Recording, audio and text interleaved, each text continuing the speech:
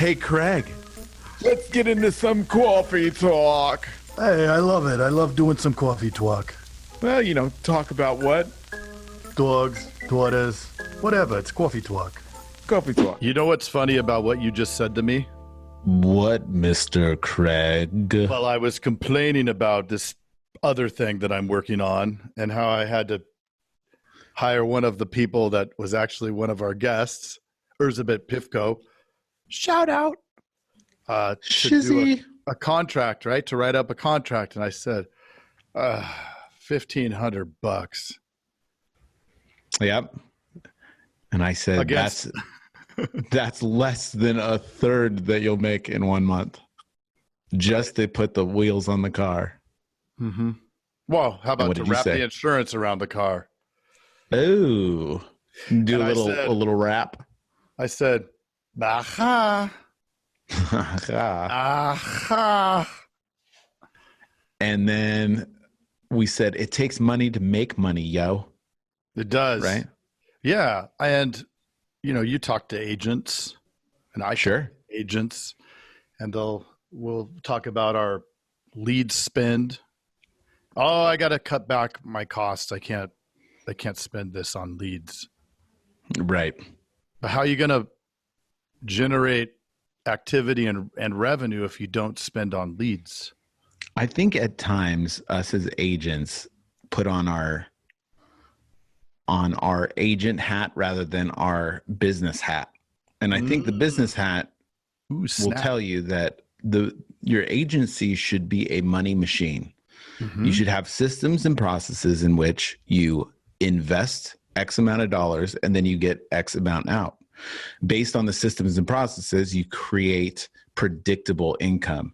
And I think a lot of times we look at the immediate return rather than the 1 year, 2 year, 3 year. That's the whole reason why we're in this business, is because of the reoccurring revenue. So you need to figure out what's your lifetime customer value and really how much do you make per person? Because even if you make $5 more than that, and you're putting money in and you're bonusing and all this stuff, you're going to net so much more money. And at the end of the day, that's what we need to do.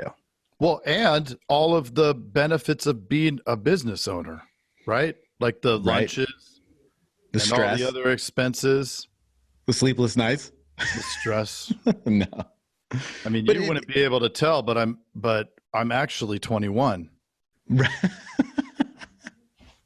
But it actually eliminates all that stress. So investing a little bit more and creating that predictable income based on your systems and processes will create less stress. It will cost more upfront, will net you more later. Guaranteed. But Jason, I don't have any money. I don't have any cash flow. How am I supposed to invest in something when I don't have any money in the first place? You got to borrow against the business or borrow. And you know what? That's the bottom line. That's how we all got into this originally. We all borrowed and we got to a certain point and sometimes we need to borrow again. And basically, if you're not willing to do that, then you don't have enough faith in your systems and processes. Yes. So go back to your systems and processes, document it. Go get a job. Yeah.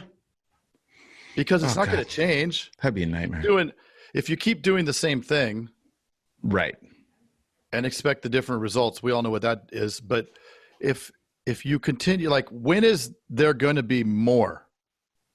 Right? Mo money, mo problems. But if you keep doing the same thing, right? Oh, I have to cut back. The second you're cutting back, like, when is it going to change where all of a sudden some magic extra amount of money is coming in? You always have to be increasing the top line of your business. Always. Yeah. If you're cutting back, you're cutting off the lifeblood. Mm-hmm. Putting money into the business is the lifeblood. You got to grow it. You got to it'll never be flat. It'll either be growing or dying. One of the two. Of the two. Well, the beauty is, okay, right? You talked about a predictable systems and processes to create predictable income, right? Yes. So the beauty of what we do is we have all the numbers, we have the equation, Sure. If you need help with the equation, we could put that up in the show notes, but you can take all the way from what your close ratio is all the way back to how many calls you need to make, right? The whole thing. So you can input the 5,000 calls and you're going to get this result. Yep. What does it cost to do 5,000 calls from labor, to everything, right? Right. 5,000 calls. And then at the end, does the cost of what you did at the front, is it less than what you got at the end? Because if it's less, even if it's 50 cents less, it doesn't matter. You came out ahead and you're going to bonus. And it might be a little bit more at first, but it's that lifetime value. You got to look at that lifetime value. Don't look at just the 6 months. It can be 12 months. It can be 18 months. What is the average length of time that your customer stays with you? And you can back it out that way. And if you really do the numbers, you will notice that you're going to make a crap ton of money. I mean, that's the only reason why any agents are making any money without doing anything, is because people are lazy and they stay with their insurance agent. Yeah. Well, think about the cost. We were before we turned on the record button, we were talking about the cost per policy. Mm-hmm. Right? There's probably only 1% of the agents out there actually look at cost per policy. What did it cost to acquire that new business? Mm-hmm. And that's part of this equation we're talking about. But there's a number where it makes sense. There's a number where it doesn't make sense. Mm-hmm. And what I found really interesting when it wasn't something I looked as closely at before doing ECP. Now it's something you have to look at. And you know what? Next year, for people of a certain company, it's going to be something that everybody needs to look at, because you're going to have to invest to create growth. And that cost per policy, if you look at today, based off of the leads you bought today, it's going to be through the roof. Right. And 100%. Then, but you can, what's interesting, and I remember, I think my first day I looked at it and my cost per policy was $1,200 or something. And I'm like, right. But then I look at it at the end of the month, the 30-day mover. Oh, okay. We're at 180 per policy. That's still not done. It's still not done. Like, you're at $80 a policy or 85, right? I mean, so, and you've been doing it for 2 years like this. Well, that's my 1 year. It's about a month and a half. But listen, this is the whole thing. And this is what we've talked about. You just jumped on this train. So when you first jump on the train, you're looking at all the metrics, and there's no way that you're going to get as great of a cost per policy as me, because I have been doing this for 2 years and tweaking my systems. So now I call it the money machine. I constantly tweak my money machine to get the best result out of it. And that's what you gotta jump on the track if you want to race. So you jumped on the track, you're racing, you're getting a great cost per policy, but as you go, you're going to be tweaking what things can we control to tweak those numbers. And we have each number. So, okay, if my close ratio is 5% instead of 12%, and those are just random numbers, but what is, okay, then I know if everything else stays the same, this is the thing I can tweak right now. Mm-hmm. Is the close ratio. So that means listening to the calls, interacting with them, figure out why their close ratio is less than the guy next to them or the dudette next to them. Right. Why are they closing less? Okay, let's work on that. Maybe they're not handling the objections right. Maybe they're not creating value or finding the pain up in the front. And then we increase that. Okay, now we are still not getting that cost per policy down where we want to. So where else can we tweak it? Right? There's so many little parts along that road that you can constantly tweak with. I mean, there's everything down to email sequence, the call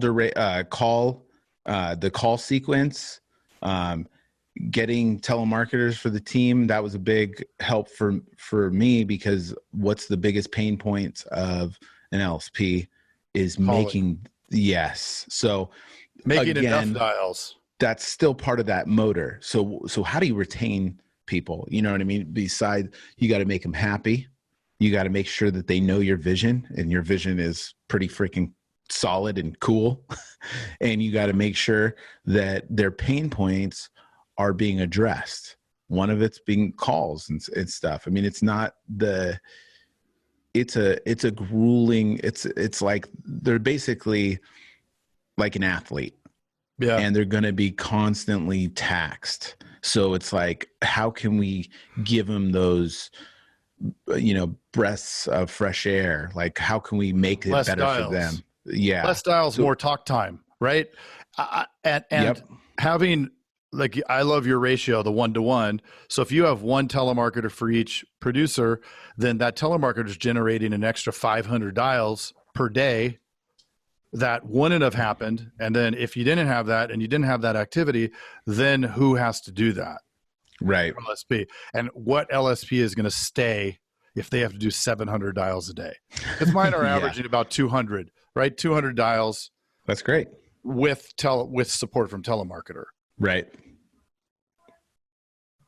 And then somebody will say, well, what? How the hell are you doing 700 dials day in, day out for a telemarketer to LSP team? Well, you got to have enough leads in there. Yep. Right. So there's another part of the equation. There's just so many moving parts to make this car run. Yep. There's the leads that close. You got to know what's your lead time. Some leads close fast. Some leads close long. Some of the long-term leads might be a better cost per policy. So you really got to, you got to look at all this stuff. On the surface, everybody talks about, what's the, overcoming objections. Sure. That's like such a small piece to the overall machine. And that's a great piece. You got to have those systems in place, but you got to keep dissecting each part of every part of the process. What emails are working? What emails are not working? What calls? What's your close time per vendor? Mm-hmm. So you just gotta look at it like a machine. There's a way to have the analytics to understand each moving part of each equation, and if you're not looking at those things, then you're just guessing. Which I wouldn't be spending as much, right? As I'm spending now. Right. Drop in 20K or whatever it is, a month on leads. You better have dropping some more than that. Right. And you better have some certainty around where those gaps are. Yep. And here's what is so funny. I was talking to my wife the other day, and I was like, I'm sure she'd love to hear about this. Dude, when I told her how much we're spending per day on like leads and all this stuff, she was like, oh my gosh. She's like, I'm going to have a panic attack. I'm like, no, don't worry. Like literally we have it. It's a money machine. You put a certain amount of money in and you have a certain amount of money out. And it's because of all those pieces that we've tweaked. So, I know I'm not a lavish guy. I don't spend a lot of money on anything, but I do on fancy hats you're wearing. I do, but I spend a lot. Insurance in California. Ew, well, that's right. But I do spend a lot on the business because I know that if I put in $10, I'm going to get 12 back.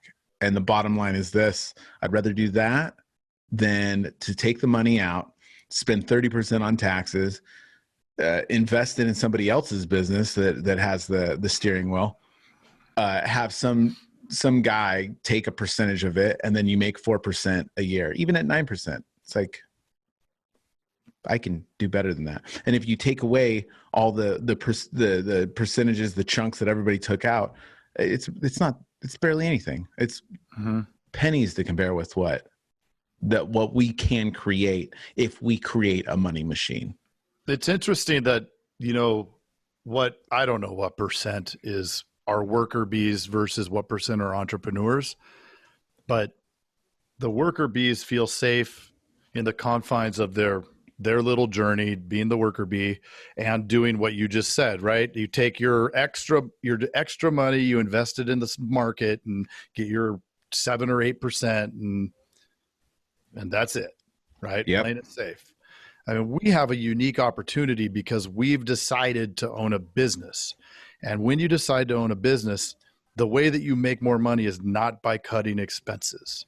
Right. It's not by saying, well, oh, I'm short, I better get rid of somebody, and I mean, that's when you've in essence given up, right? That's what a big company that's doing layoffs, they're the Sears.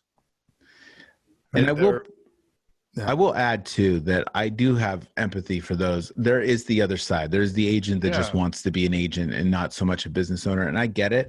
And if that's comfortable, then stay in that. Like, I really think everybody needs to be very aware of where you want to be. And if that's it, do that. That's better for you. I get it. I don't think that there's a right way or a wrong way, but a lot of people want that like money machine, but you got to be very realistic and self-aware of what you want. It does take a bit of a risk, and it takes a lot more work working under the hood to make sure that you built that money machine correctly. Any stress? And do I stress? No. Does it create any stress at all? Yes, but it's such a better stress. Like, I feel like I have control that way, where if for me, like, to the person that thinks like, oh my gosh, investing all that is stressful, to me, not doing that and letting like a company be the one that has all the control, and I'm just like, I'm along for the ride and I'll just sell the minimum. To me, that's stressful because I don't like, that's personally why I became a business owner. I like taking control of that. And I couldn't go in there every day and half-ass it, knowing that all of my efforts are going to put money in somebody else's pocket. Right. But there's something to be said for the people that, they work a few days a week, and you know what I mean? They're just, they're cruising. Yeah. It's good, man. I can't cruise. I can't relax like that. Like, that's not me. So that's why I put so much on my plate. It's ridiculous. I always like fixing the wheels back on the car. That's plate overflowing. That's fun. Yes. That's fun. Building, creating. It's failing. Interesting how there is, like, I think we run a pretty similar schedule, and like, there isn't a free minute. Even to get on this today, I ran through my door at exactly noon. Like, when we have to, which was 10 minutes late. Which was 10 minutes late. Yeah. Yeah. I can't make anybody happy. So just got to keep rolling. Be happy myself. Dude, don't listen to your wife. You can make everybody happy. I'm just joking. She's a sweetheart. Didn't she say hi to you when I answered the phone? Well, yeah, she's a sweetheart. She puts up with you. I know. Same with mine. I would not put up with me. I would not put up with me. They are angels. Yes. They keep the wheels on this car. Mm-hmm. Well, I love doing hand gestures on this thing because most people don't see them. I do this one, like, when I'm talking about numbers and figures, this little, I don't know why. This little like inch thing with your fingers. Yeah, like an inch. Like this specific number right here. And size. Yeah. Well, I think that's a good coffee talk. Man, that wasn't very funny. It's just not a funny day. It's fun. It's fun. But it's not me. Yeah. Is there anything else that we could bring up? No. Okay. I think we're good. Okay. It's cool. I think we're good until next week. And then it's, we're coming up on the holidays, man. Are we going to interview Santa Claus on one of these episodes? Definitely. Okay. Definitely. Yeah. Kwanzaa Claus? Kwanzaa Claus. Rabbi clause? Yeah. I don't know. I don't know how all this works. All right. I think that's good. Feels like we could have gone into offensive territory. So the wheels cut are it turning. at that.